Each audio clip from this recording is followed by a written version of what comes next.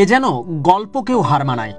যেখানে বিশেষ চাহিদা সম্পন্ন বাচ্চারা একটু বেশি যত্নে থাকে, সোহেলের ক্ষেত্রে তার পুরোটাই উল্টো। কেননা সোহেলের জীবনে বাবা থেকেও যেন নেই, অনেক আগেই পরপারে পাড়ি জমিয়েছেন মা। রমজান মাস শেষে মহা সমারোহে অনুষ্ঠিত হলো ঈদ উল ফিতর। প্রাণ ভরে সবাই উপভোগ করলেন ঈদের আনন্দ, কিন্তু সোহেলের মুখে কোনো হাসি নেই, নেই ঈদের আনন্দ। নরম মনে ঈদ আনন্দ মানে নীরব কান্না আর বিষাদের স্পন্দন। অন্য 5 জনের মতো আমার এই ঈদ না, আমি হলো সবার চেয়ে ভিন্ন।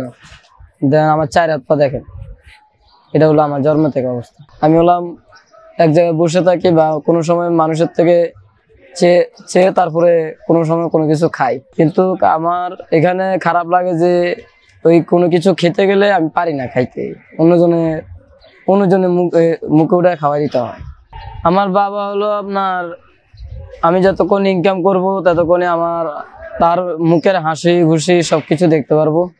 কিন্তু ওয়ালটন আবারও মিলিয়নিয়ার অফারে ওয়ালটন ফ্রিজ কিনে আপনিও হয়ে যেতে পারেন মিলিয়নিয়ার। আমি যখন আবার একদিন বাড়িতে জিরাবো তখন তার হাসি খুশি কোনো কিছু দেখা যায় না, তার মুখ কালো হয়ে থাকে। বলে এ গালি দেয়, এরকম করে গালি দেয়, তবু কিছু কই না, আমি চুপচাপ থাকি। বয়সের ভারে নয়, জীবনের টানা যন্ত্রণায় নুয়ে পড়েছে সোহেলের শরীর। বর্তমানে কোনো রকমে পায়ে ভর দিয়ে অন্যের কাছে চেয়ে চিনতে জীবন চলে তার।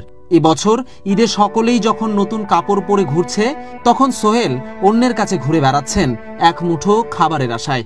আমি এখানে সাহায্য খুঁজি। এই ঈদ উল ফিতরের ভিতরে সবাই যেরকম যাচ্ছে আমার সেরকম যাচ্ছে না। আমি ঈদের মার্কেট কিছুই করতে পারিনি। যে এত সুন্দর একটা পবিত্র দিন আইছে, এই পবিত্র দিনে খুবই আনন্দরই, কিন্তু মনে একটাই বড় আফসোস যে এখনো আমি কোনো সেমাই খেতে পারলাম না। সোমবার 31 মার্চ কমলাপুর রেলওয়ে স্টেশনে গিয়ে দেখা যায় এই কিশোরকে।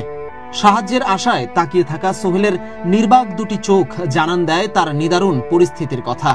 শুধু সোহেল নয়, তার মতো হুসাইনকে পাওয়া যায় একই স্টেশনে। তার কপালেও নতুন জামা জুটলেও ভাগ্য অসহায় করে দিয়েছে। বুঝামারি তো এরকম পাওয়া যায় না। ঈদের সিজন, লেবারের সংখ্যা বেড়ে গেছে, এখন বোঝাও পাওয়া যায় না। এই জন্য আর কি ঈদের জন্য টাকা জমিতে যা কামাইছি সব খাওয়া যাচ্ছে। আর ডেলি ইনকাম হয় 200-150 এরকম। সকালে নাস্তা করি, দুপুরে ভাত খাই, আর রাইতে ভাত খাই। একটু আগে এক স্যার ডাকে নিয়ে গেছে, থানার ভিতর নিয়ে যায়, ঘর পরিষ্কার করে দিতে বলছে। ওখান থেকে 50 টাকা বকশিশ দিছে আর খিচুড়ি আর সাথে খাওয়া দিচ্ছে। ওই একটা জামা পাইছিলাম, ওই সেন্টার থেকে দিছিল, ওটা পাঞ্জাবি দিছিল, ওটা চুরি হয়ে গেছে। দিন তো মনে হয় ভালো লাগে, একা একা চুপচাপ কেমন চলবে। সোহেল আর হুসাইনের জীবনে নতুন জামার পাশাপাশি প্রতিদিন খাবার জুটলে তাদের মনেও বয়ে আসবে ঈদ আনন্দ। বিজন কুমার, বাংলাদেশ প্রতিদিন।